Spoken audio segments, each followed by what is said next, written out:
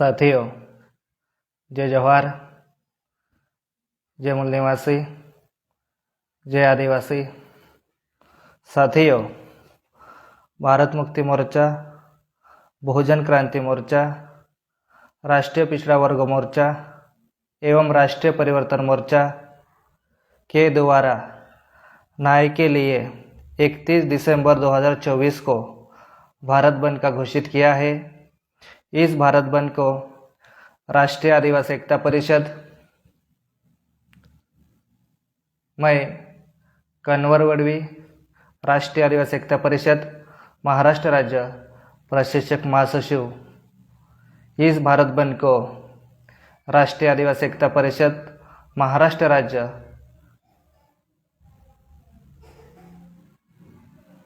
समर्थन करते एवं सहभाग है। साथियों, ये भारत बंद प्रमुख 3 मुद्दे पर भारत बंद का घोषित किया है। इसमें साथियों,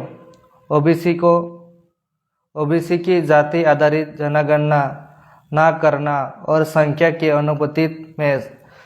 अनुपति में सभी क्षेत्रों में हिस्सेदारी ना देना की नीति को विरुद्ध में एवं चुनाव में ईवीएम से हो रही धांधली के विरुद्ध में तथा बैलेट पेपर को लागू करना के समर्थन में तथा अमित शाह के द्वारा डॉक्टर बाबा साहेब अम्बेडकर को विरुद्ध में किए गए अपमानजनक बयान के विरुद्ध में 31 दिसंबर 2024 को भारत बंद का घोषित किया है।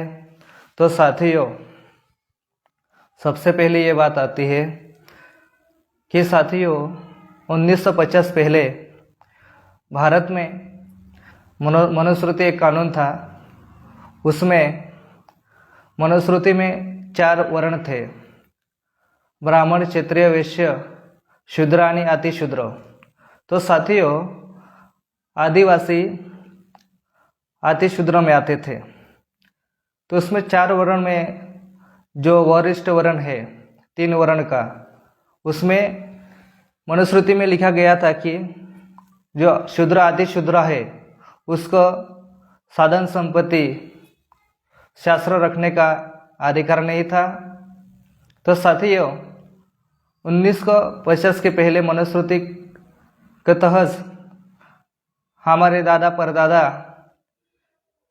किस समय वो मनुस्मृति लागू थी। ना आदिवासी को संपत्ति रखने का या शास्त्र रखने का अधिकार नहीं था। 1950 में जब डॉक्टर बाबा साहब अम्बेडकर के द्वारा संविधान लिखा गया, उस संविधान में आदिवासी को इस देश का शासन और मालिक बनने का अधिकार दिया था। तो साथियों, उस मनुस्मृति के माध्यम से हमें शूद्र घोषित किया था। उस मनुस्मृति का अभी ईवीएम के माध्यम से पुनर्जीवित हुई है। इसीलिए साथियों, जो देश में हमें देश का राजा बनने का जो अधिकार दिया था वोट का, वो वोट का अधिकार अभी ईवीएम के माध्यम से 0 हो गया है। तो साथियों, इसी को ध्यान में लेकर ये भारत बंद है। तो साथियों, जो गृह मंत्री अमित शाह है, उसका बयान था संसद में कि अभी एक फैशन हो गई है, बाबा साहेब नाम लेने से एक फैशन हो गई है।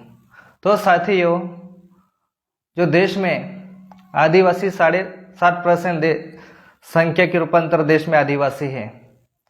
तो आदिवासी को 1950 के पहले कोई अधिकार नहीं था। जो आदिवासी जंगल में रहता था, वो जानवर की बेहतर उनकी जिंदगी थी। वो भी जंगल में से वो भी बंगलों में आया है।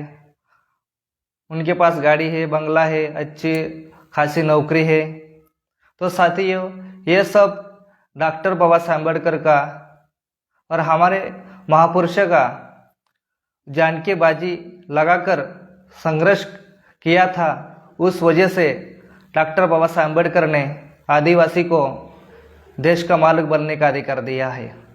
साथियों, संविधान में देखा जाए तो हमें सब कुछ अधिकार संविधान ने दिया है। इसीलिए अमित शाह को उसने बोला है कि बाबा साहेब नाम लेने से उससे अच्छा तो भगवान का, राम का नाम ले तो स्वर्ग मिल जाता। तो साथियों, जब 1950 पहले भारत में तुम्हारे देवी देवता थे, उस समय ना हमें कुछ अधिकार नहीं दिया था। अभी मान लो आपको स्वर्ग मिलता है, तो मान लो अभी ईवीएम से गड़बड़ी क्यों करना चाहिए? आपको देवी देवता से ऊपर आपका ध्यान है, भरोसा है, तो ईवीएम पे गड़बड़ी क्यों करना चाहते? तो आपकी इतनी ताकत हिम्मत है तो आप बैलेट पेपर से इलेक्शन पे चुनाव करवाइए, दूध का दूध और पानी का पानी हो जाएगा। तो साथियों, इसीलिए मनुस्मृति में 4 वर्ण थे, उसमें हम आदिवासी शूद्र में आते थे। इसलिए साथियों, जो आदिवासी कालांतर रूप से वो जंगलों में रहता था, वो हर चीज और हर अन्य अत्याचार सहन करता था और जंगल जमीन और सबका वो रक्षण करता था। इसीलिए डॉक्टर बाबा साहब अम्बेडकर ने आदिवासी को संविधान में ही स्पेशल संविधान लिख के रखा है। देखा जाए तो 1950 पहले हमें लिखने पढ़ने का अधिकार नहीं था, तो 1950 के बाद संविधान में लिखा गया आर्टिकल 15(4), 16(4) में हमें शिक्षा और नौकरी है। आर्टिकल 21 में हम एक शिक्षा और अधिकार है। आर्टिकल 335 में हमें पदोन्नति में आरक्षण है। 275 में आर्टिकल 275 में आदिवासी को स्पेशल बजट है और 342 में आदिवासी को 1950 में आदिवासी का कोई पहचान नहीं थी। वो आर्टिकल 342 में हमें आदिवासी को शेड्यूल ट्राइब नाम का एक पहचान दी। तो साथियों, 330, 332 में सरपंचा से लेकर पंत प्रधान होने तक हमें संविधान में अधिकार दिया। तो साथियों, आर्टिकल 340, 342 में 442 में साथियों आर्टिकल 244 1 और 244 2 में हमें 5वीं और 6ठी अनुसूची दी। उसमें साथियों वो आज की परिस्थिति में 244 1 और 244 2 5वीं और 6ठी अनुसूची 100% अमल हो जाती तो हमारी आदिवासी की अभी जो परिस्थिति देख रहे, ये परिस्थिति नहीं रहती। साथियों, ये देश में टाटा, बिरला, अंबानी जितने उनके पास प्रॉपर्टी है, उनसे 10 गुना ज़्यादा आज की तारीख में आदिवासी के ऊपर, आदिवासी के पास रहती। आदिवासी को ना किसी से भीख मांगने की, ना किसी गवर्नमेंट सरकार से भीख मांगने की जरूरत नहीं थी। इतनी बड़े हमें अधिकार 5वीं और 6ठी अनुसूची में दिया हुआ है। मगर साथियों, देखा जाए तो 1996 में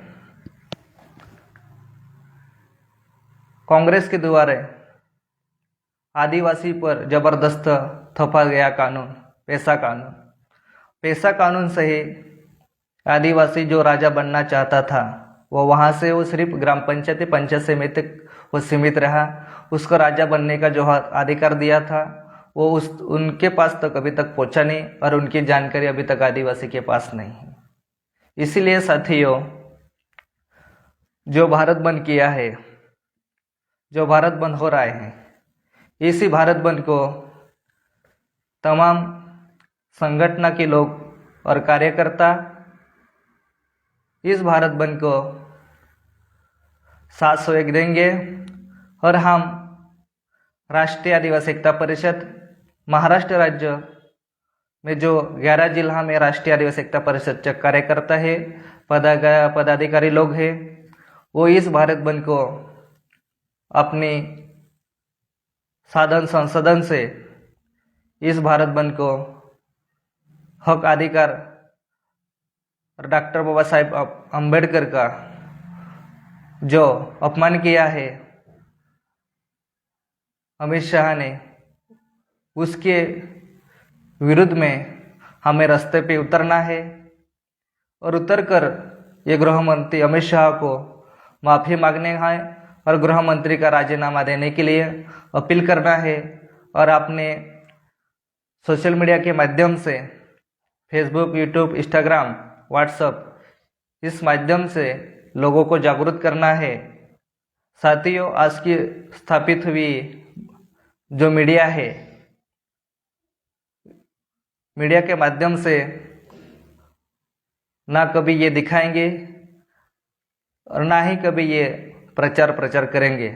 इसीलिए साथियों, हमें अपना सोशल मीडिया के माध्यम से लोगों तक पहुंचना है, लोगों तक जाकर लोगों को समझाना है ये भारत बंद हम क्यों कर रहे, किस विषय पर कर रहे, ये उन लोगों को समझाना है। तो साथियों, इसलिए सभी संगठन के कार्यकर्ता और संगठन के लोगों को मेरा ये अपील है कि आप लोग सभी को 31 दिसंबर 2024 को इस भारत बंद को आप सभी लोग 701 देंगे। इस आशा और विश्वास के साथ मैं आप ये सभी लोगों को अपील करता हूँ। धन्यवाद। जय जवाहर, जय मूल निवासी।